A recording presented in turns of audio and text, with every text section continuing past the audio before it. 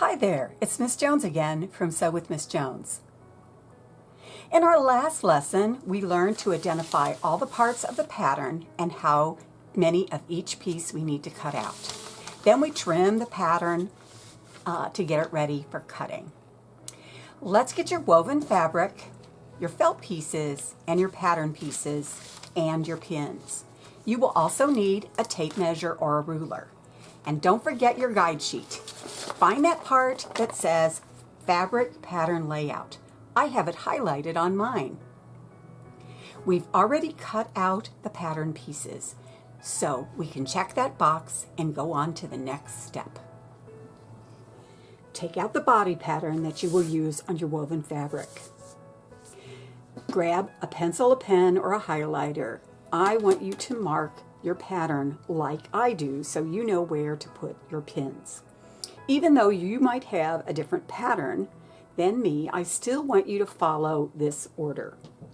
First, make marks at the two ends of the grain line arrow. That's the double pointed arrow. Then, just like on a map for compass points, we're going to do north, south, east, and west. Make sure you put the marks between the solid cutting line and the dashed sewing line. Then put pin marks halfway between those points. Keep adding pin marks until your marks are about 3 fingers apart.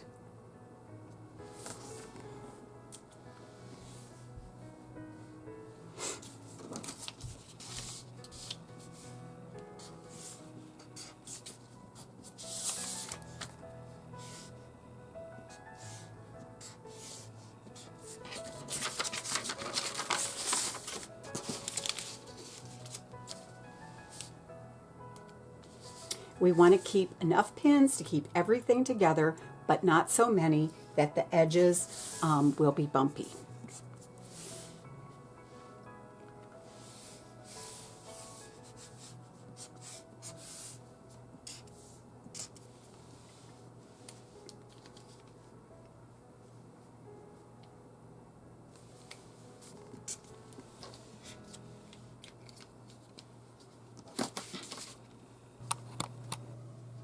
I'm going to mark on here the same places that I did on the, or pretty much the same places that I did on the woven fabric. I don't have to worry about a grain line. If you notice, there's no grain line here because this is going to be put on felt. But I still want to think in terms of how I'm going to keep it as flat as possible. So if this is my map, I don't have a grain line, but I'm going to start straight in front of me. So I'm going to go north, south, east, and west. And then I want to make sure that I catch these corners because those are important. And then I'm going to go about halfway in between each one, or sort of, until they're about 3 fingers apart. So I want them about that far apart. Here, that means I can probably put just 2. And over here, I'm going to put just 2. This is a little more than 3, so I might put an extra one right there. That's probably okay. I'm going to put one here, one here, one here, one here, and one here. You don't want to put too many pins on. It just takes more time to pin them on, takes more time to pin them off. So this should be about enough for that piece. Now, on my felt pieces, these are all really tiny. So I'm not even going to bother to put pin marks on, or marks with the highlighter to show where the pins are going to go. This one's probably going to get about 3, this one's probably going to get 2, and this one's only going to get 1. So I'm not even going to mark those, but I am going to keep these things pinned together because I don't want to lose them.